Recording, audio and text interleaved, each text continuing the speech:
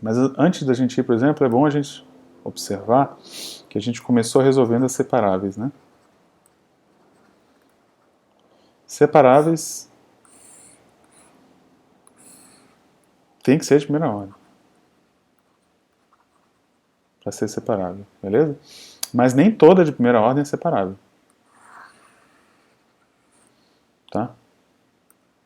A gente acabou de ver, por exemplo, circuito RC com tensão externa variável não é separável, por exemplo. Então, separável é bem específico, tá? Você tem também de primeira ordem as lineares. São as que têm essa forma aqui, tá? Nem toda equação é linear, beleza? Pega, por exemplo, a última separável que a gente resolveu, a catenária, a equação da catenária.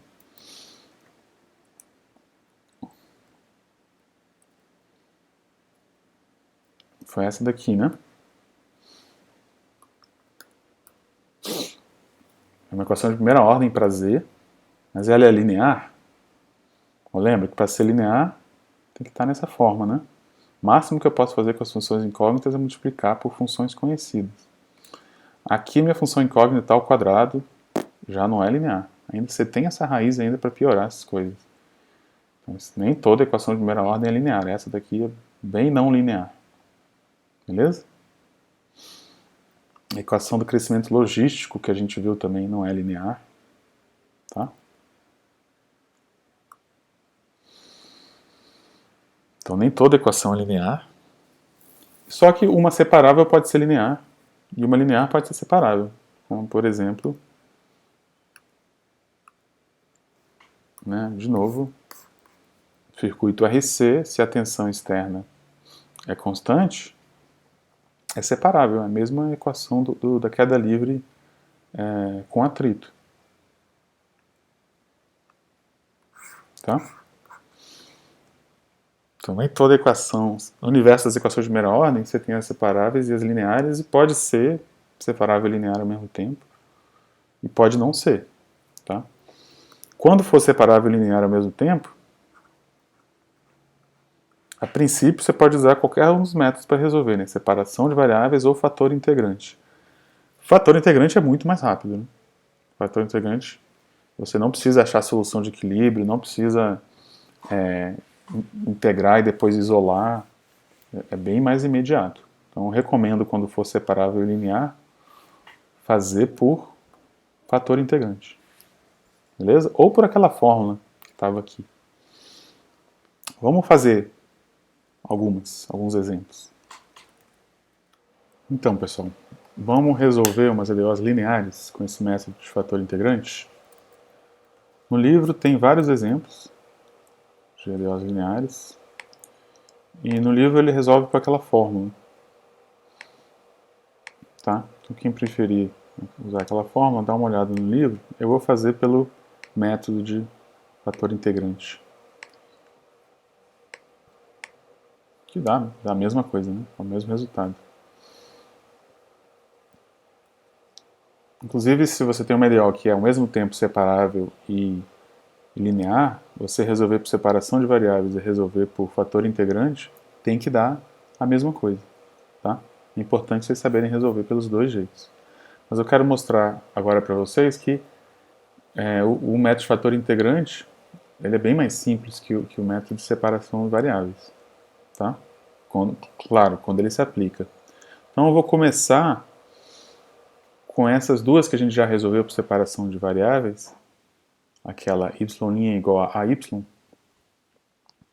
e a queda livre com atrito, que eu já tinha observado antes que elas são lineares, né?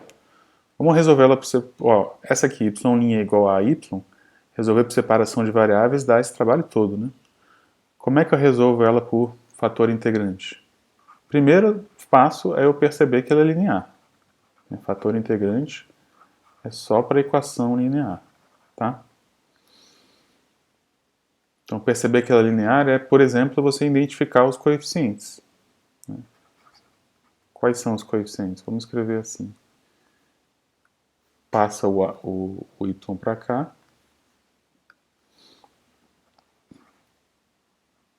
Os coeficientes aqui seria 1, a, e o forçamento aqui.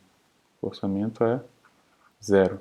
Quando não tem forçamento, quando o forçamento é 0, a gente diz que é linear homogênea. Tá? Então, para identificar que linear, você tem que dizer quem são os coeficientes, que é o forçamento. Por exemplo, essa equação, essa DO aqui, isso aqui é uma DO, y vezes y' é igual a 0. Inventei agora. Ela é linear? Já, qual é o coeficiente do y? Ah, y'. Uma função desconhecida pode ser coeficiente? Não pode, né? A mesma coisa, qual é o coeficiente do y'? Ah, é o y? Também não pode. Então, se você não consegue identificar quem são os coeficientes, é porque não é linear. Beleza? Aqui está o y multiplicando pelo y', e isso já deixa de ser linear. Agora esse aqui, claramente é linear. Se botar nessa forma, você vê. Não precisa também botar nessa forma para você ver que é linear. Só você ver que o máximo que você está fazendo com as funções incógnitas e as derivadas é multiplicar por funções conhecidas. Tá? E você pode ter uma função a mais, que é o forçamento, que no caso aqui é 0. Então, se eu quero usar fator integrante, a primeira coisa é botar na forma normal. Tá? Esse cara já está na forma normal. A forma normal é quando não tem ninguém aqui no y'. Beleza? Aí a segunda coisa é identificar quem é o coeficiente pzinho de t, que no caso aqui é o menos a. Toma cuidado com esse sinal. Beleza? Então é uma primitiva do. Aí acha uma primitiva do pzinho. Essa aqui dá para achar de orelha. Então, menos AT. Basta pegar uma primitiva, porque a gente só precisa de um fator integrante. Qual vai ser o fator integrante?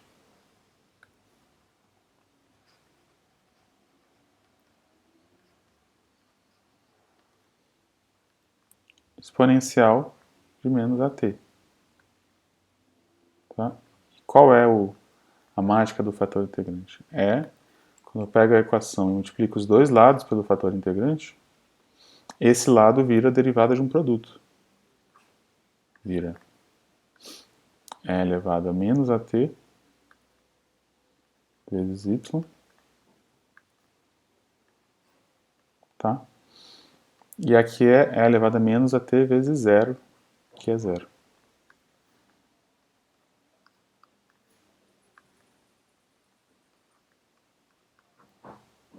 Beleza? Então agora para resolver esse DO,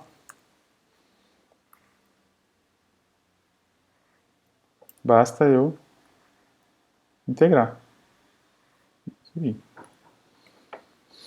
Integro os dois lados.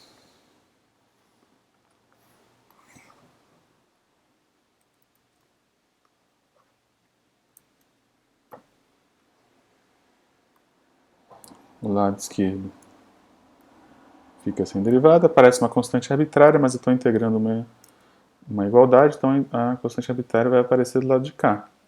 Integral de 0 é qualquer constante arbitrária. Beleza? E aí, no último, para isolar o y,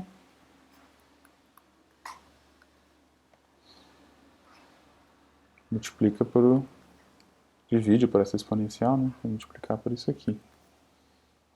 Pronto. Cheguei na solução geral dessa DO. Um jeito muito mais rápido, né?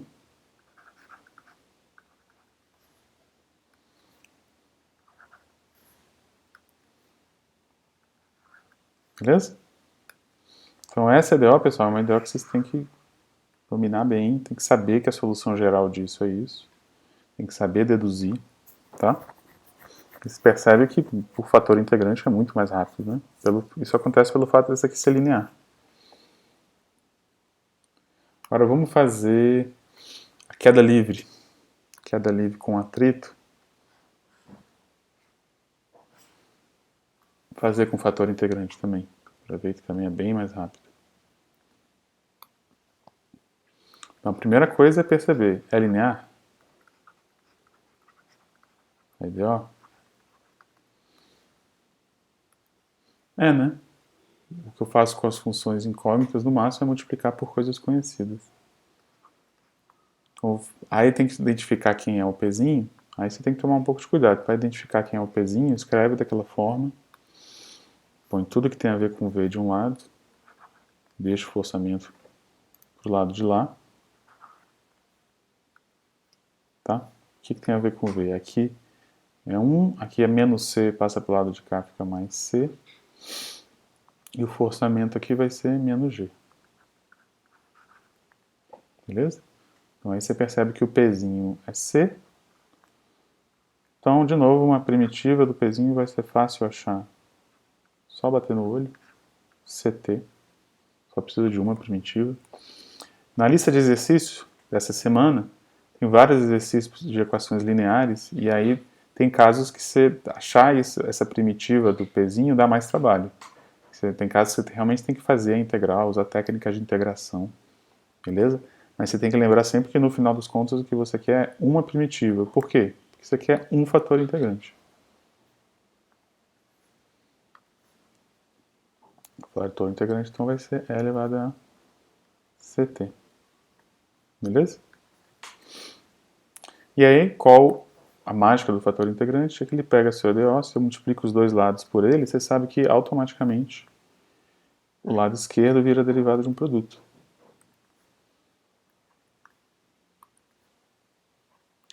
Pode usar isso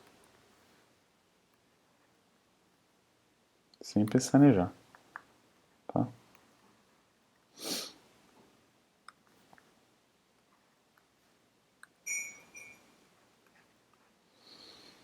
Se você quiser verificar, faz essa derivada. O que você vai ter? Vai ter ST vezes... Vai ter V' vezes ST, e vai ter a outra derivada, vai ser V a derivada disso, que cai o C. Né?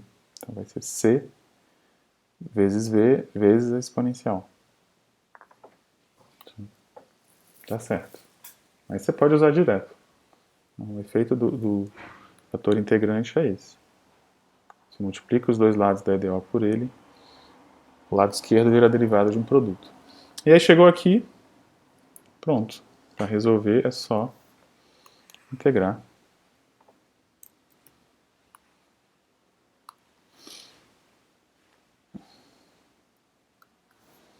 Aí quando você integra desse lado, some a derivada, aparece uma constante arbitrária, mas a constante arbitrária já tem do outro lado, né? Estou integrando uma equação. Então deixa a constante arbitrária para o lado de lá. Tá? E aí você vai ter que fazer essa integral. Bom, o menos g é uma constante, né? Então o menos g ele sai multiplicando a integral. Tem que fazer só a integral da ST. Como é que é a integral de ST?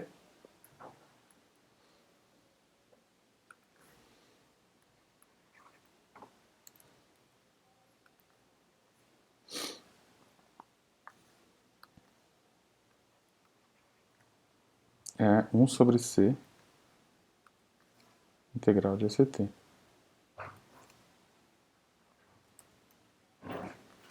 Certo? Essa é outra integral que você tem que saber fazer assim. É por substituição que faz, né? Mas você tem que saber fazer e errar essa integral é o tipo de erro que perde a questão, tá? Nessa altura do campeonato tem que saber integrar exponencial muito bem. E não esquecer da constante arbitrária, vou chamar de D. Tá? Então aqui ainda não achou V, só estou integrando isso aqui, os dois lados. Mas aí para achar o V, só isolar, né? Como é que eu isolo? Divide para esse cara que está multiplicando. Então vai ficar, quando eu divido, isso aqui vira 1, isso aqui fica D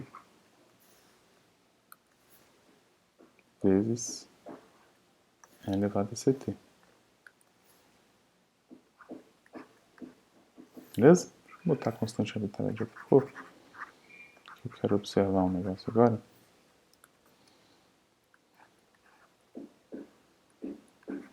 Pronto, essa é a solução geral. É o mesmo que a gente tinha obtido antes, né? Claro, tem que ser. Velocidade de equilíbrio aqui, sabe que é isso. Mas você vê que muito menos trabalho, né? Muito menos chance de errar. Beleza?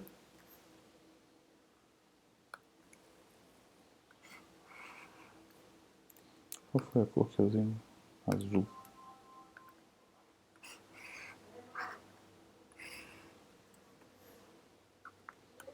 Beleza? Chega muito mais rápido.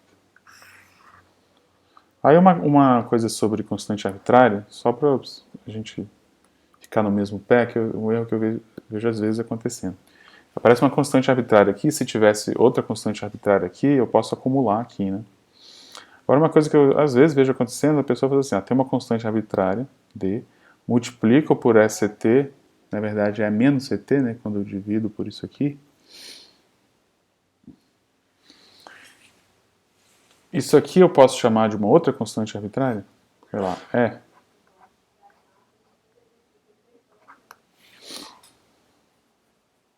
O que vocês acham? Não posso, né? Isso aqui não é uma constante. Constante é só o D sozinho. Se tem um T aqui, já não é constante. Beleza? Então toma cuidado. Uma vez que eu multipliquei por uma função aqui, isso aqui tudo junto não é uma constante arbitrária. Só isso aqui que é. Tá? Então não importa se é B ou se é D. Aí é tudo a mesma coisa. Agora, isso aqui, esse produto não é uma constante arbitrária. Beleza? Não é constante. Depende do T. Beleza? Então você vê como é, né, quando é linear é muito mais vantajoso usar fator integrante. Tá?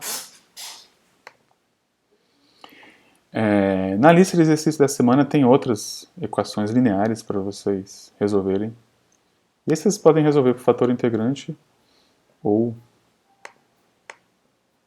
por aquela fórmula que está aqui, como vocês acharem melhor. Tá? E a última coisa que eu quero comentar de equações lineares de primeira ordem são os problemas de valores inicial que a gente tem falado, né? Então, para equações lineares, é muito fácil a gente mostrar aquilo que a gente já tem observado algumas vezes, que é o seguinte. Uma EDO linear de primeira ordem, que eu sempre consigo botar nessa cara, se eu imponho você tem infinitas soluções, né? Se eu imponho uma condição inicial, então uma equação diferencial com uma condição inicial é o que a gente chama de problema de valor inicial, PVI. Então, a equação sozinha tem infinitas soluções, mas se eu imponho uma condição inicial, só tem uma que satisfaz essa condição inicial. Beleza? E aí, como é que você mostra? É bem simples. Você usa a fórmula geral para resolver essa equação, e aí tem uma constante arbitrária, e vê que a constante arbitrária, você só tem uma maneira de escolher a constante arbitrária para satisfazer essa condição inicial. Tá? Então, você consegue enxergar claramente aqui, nesse caso linear, que a constante arbitrária está amarrada com a condição inicial. Como é de primeira ordem, tem uma constante arbitrária, então você espera que tenha uma condição inicial. Beleza? Vou deixar vocês verem a demonstração aqui no livro, porque eu acho que isso de PVI a gente já, de primeira ordem, a gente já falou bastante, já deu bastante exemplo. Eu só queria observar que essa condição inicial, a gente está dando no instante t igual a zero, só por conveniência, tá? Podia ser qualquer outro instante. O t igual a zero não tem nada de especial. Podia ser... Aqui a condição inicial podia ser num instante outro. E você atribuir um valor aí. Com zero. Beleza? O t igual a zero é mais por conveniência que a gente escolhe. A gente fala de condição inicial, né? A gente pensa logo no tempo zero. Mas a condição inicial pode ser em qualquer tempo, tá? E é isso, o fato de você ter uma única solução para uma dada condição inicial em qualquer tempo tem a ver com aquela observação que a gente fez, que eu acho que vale a pena repetir aqui, que se eu pego uma equação de primeira ordem